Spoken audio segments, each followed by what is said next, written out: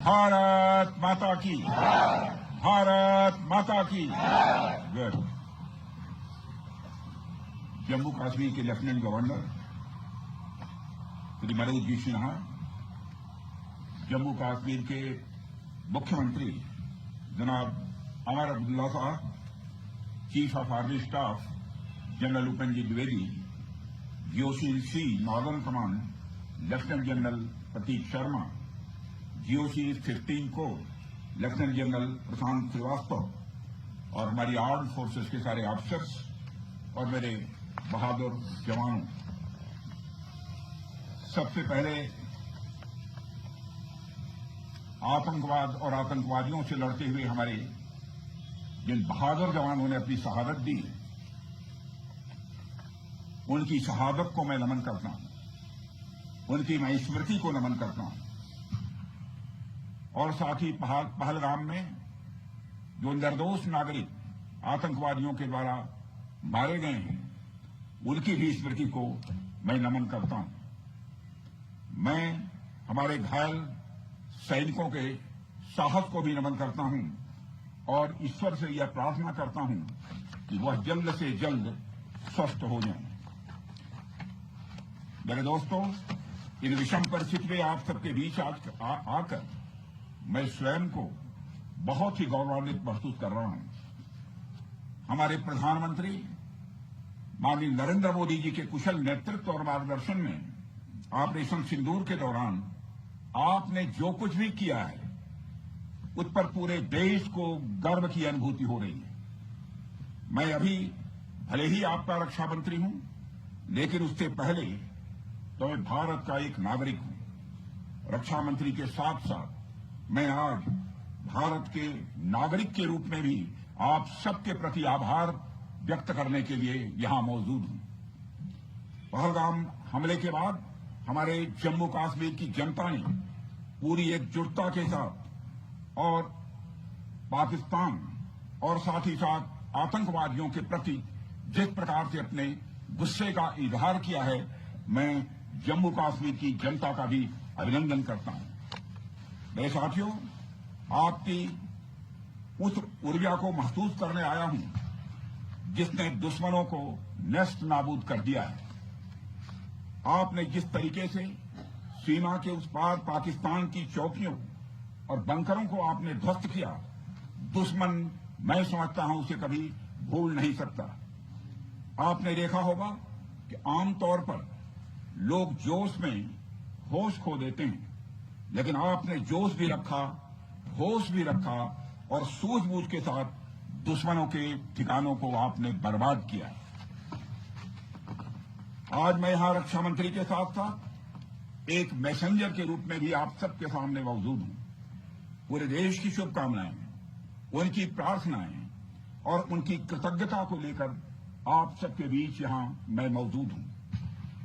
एक तरह से आप समझिए कि मैं एक डाकिया बनकर आपके बीच आया हूं और देशवासियों का संदेश लाया हूं। संदेश यह है कि हमें हमारी सेनाओं पर गर्व है। साथियों, ऑपरेशन सिंदूर सिर्फ एक ऑपरेशन का नाम भर नहीं है, बल्कि यह एक हमारी प्रतिबद्धता है, यह हमारा एक कमिटमेंट है। एक ऐसी प्रतिबद्धता जिसमें भारत ने दिखा दिया कि हम सिर्फ डिफेंस नहीं करते हैं, जब वक्त आता है तो हम कठोर निर्णय भी लेते हैं और कठोर कार्रवाई भी करते हैं। यह ऑपरेशन उस एक एक जवान की आंखों में देखा गया सपना था कि हर आतंकी ठिकाना, चाहे वह घाटियों में छुपा हो या बंकरों में दबा हो, हम वहां पहुंचेंगे और दुश्मन की छाती चीर कर हम उन आतंकी ठिकानों को खत्म करके ही हम वापस लौटेंगे।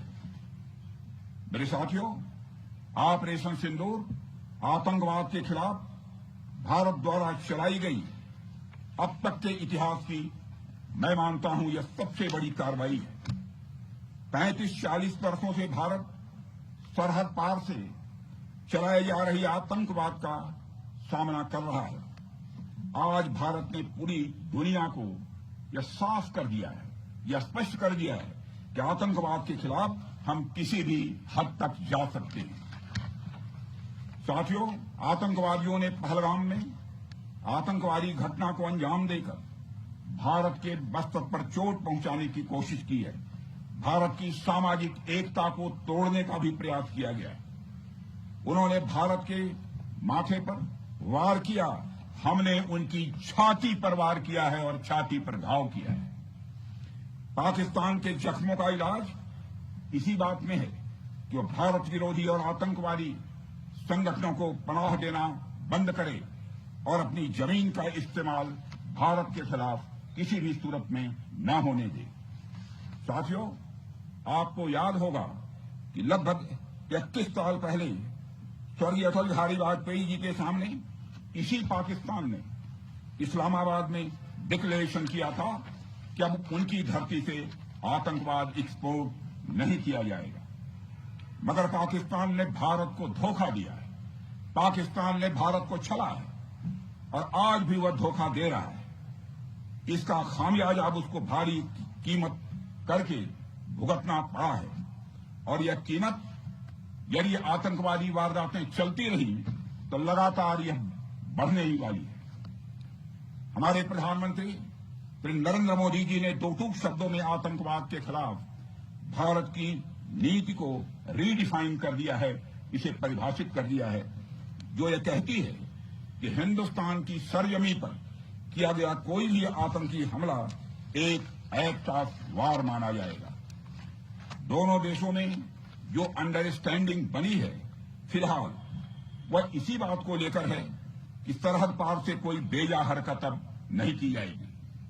अगर की गई तो बात निकलेगी तो बहुत दूर तक जाएगी।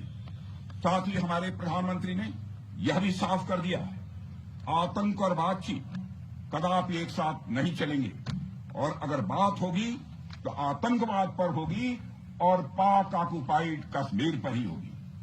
साथियों, ऑपरेशन सिंदूर की कामयाबी ने पाकिस्तान में छिपे आतंकी संगठनों और उनके आकाओं को भी यह साफ बता दिया है कि वे कहीं भी अपने आप को महफूज और सुरक्षित न समझें। अब वे हमारे बहादुर भारतीय सेनाओं के निशाने पर हैं। दुनिया जानती है हमारी सेनाओं का निशाना अचूक है और वो जब वो निशाना लगाते हैं तो गिनती करने का काम वह दुश्मनों पर छोड़ देते हैं। साथियों, आज आतंकवाद के खिलाफ भारत की प्रतिज्ञा कितनी कठोर है इसका पता इसी बात से चलता है कि हमने उनके न्यूक्लियर ब्लैकमेल की भी परवाह नहीं की। पूरी दुनिया ने देखा है कि कैसे गैर जिम्मेदाराना तरीके से पाकिस्तान द्वारा भारत को अनेक बार एटमी धमकियां दी गई हैं। आज श्रीनगर की धरती से मैं पूरी दुनिया के सामने यह सवाल उठाना चाहता हूं कि क्या ऐसे गैर जिम्मेदार और रोग नेशन के हाथों में परमाणु हथियार सुरक्षित हैं? मैं दुनिया के सामने यह सवाल खड़ा करना चाहता हूं। मैं मानता हूं कि पाकिस्तान के एटमी हथियारों को IAEA international atomic energy agency की निगरानी में लिया जाना चाहिए। मैं ये कहना चाहूंगा और साफ तौर पर कहना चाहूंगा। साथियों, हमारी सेनाओं हमारी सीमाओं पर अपनी मातृभूमि की रक्षा के लिए जिस तरह से आप सभी बिना रुके बिना थके दिन रात लगे रहते हैं वह अपने आप में अद्भुत है और अद्वितीय भी है। आपकी यही बातें हम सब भारतीयों के लिए मार्गदर्शक का कार्य करती हैं। यही कारण है कि मैं हमेशा आपसे मिलने के लिए उत्साहित रहता हूं ताकि आपके अंदर की ऊर्जा से हम सब भी कुछ प्रेरणा ले सकें। साथियों, आतंकियों ने पहलगाम में धर्म पूछकर हमारे निर्दोष लोगों को मारा। उसके बाद आपने जो जवाब दिया उसे पूरी दुनिया ने देखा है। उन्होंने यह नहीं सोचा कि आम नागरिकों ने उनका क्या बिगाड़ा है, उन्होंने ऐसा क्या किया है उन्हें मार दिया जाए। पर मैं यह कहना चाहूंगा, आतंकियों ने भारतीयों को धर्म पूछकर देखकर मारा, धर्म पूछकर मारा, तो हमने आतंकियों को उनका कर्म देखकर मारा है। उन्होंने धर्म देखकर बेगुनाहों की जान ली। यह पाकिस्तान का कर्म था हमने कर्म देखकर उनका खात्मा किया। यह हमारा भारतीय धर्म है। एक रक्षा मंत्री के रूप में मुझे आप सबको बेहद नजदीक से वर्षों से जानने का और समझने का अवसर मिला है। मैं आपके साहस और पराक्रम को तो जानता ही हूं, साथ ही साथ पहलगाम जैसी घटना के प्रति आपके गुस्से को भी मैं अच्छी तरह जानता हूं।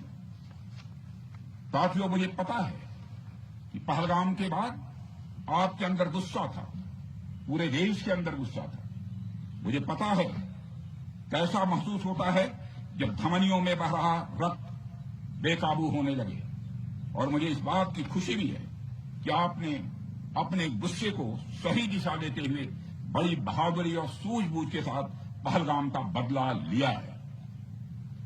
रही बात पाकिस्तान की, तो उसकी बात ही क्या करूं आपसे।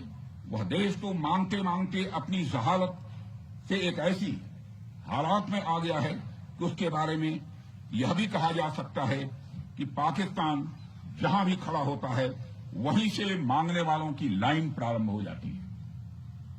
अभी आपने सुना ही होगा कैसे वह फिर एक बार इंटरनेशनल मॉनेटरी फंड IMF के पास कर्ज मांगने गया। वहीं दूसरी तरफ हमारा देश है कि हम आज उन देशों की श्रेणी में आते हैं जो IMF को फंड देते हैं ताकि IMF गरीब देशों को कर्ज दे सके। ऐसी स्थिति में हमारा यह भारत है। रामचरितमानस में स्वामी तुलसीदास जी ने लिखा है, जहां सुमतितः संपत्ति नाना, जहां कुमतितः विपत्ति निदाना।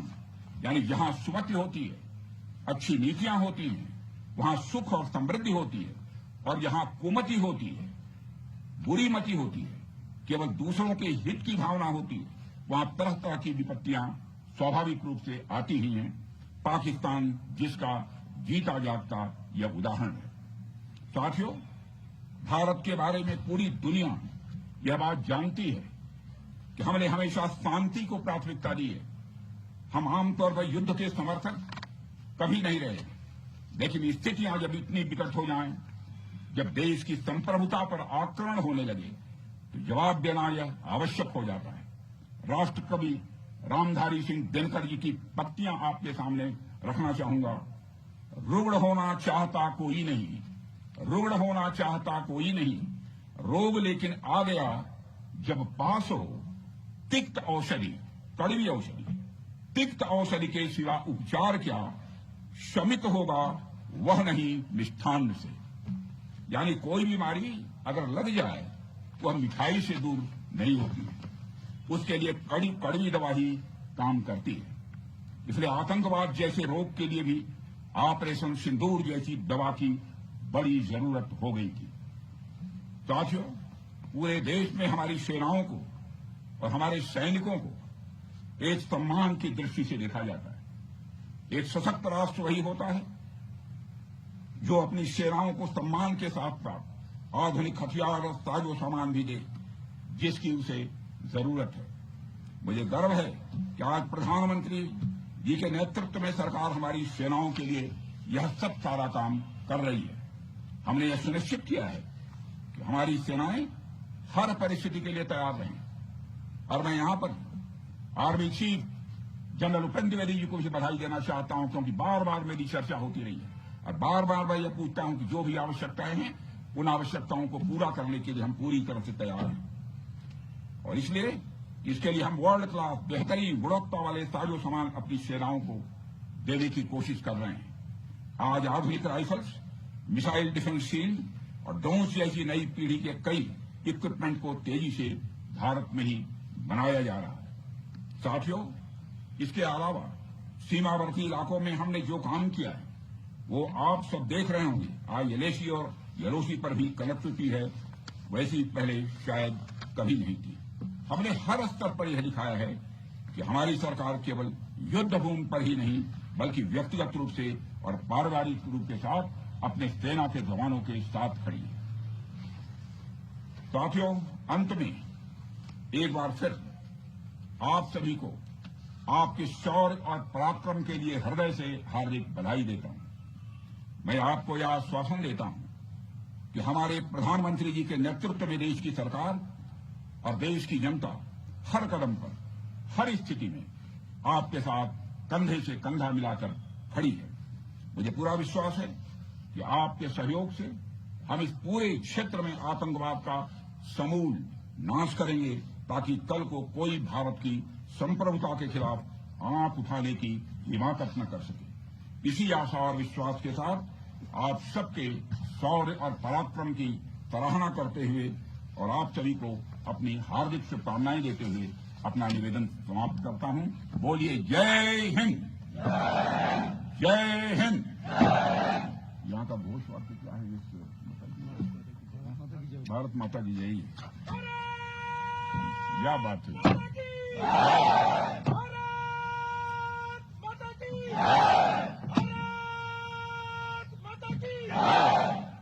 और अच्छी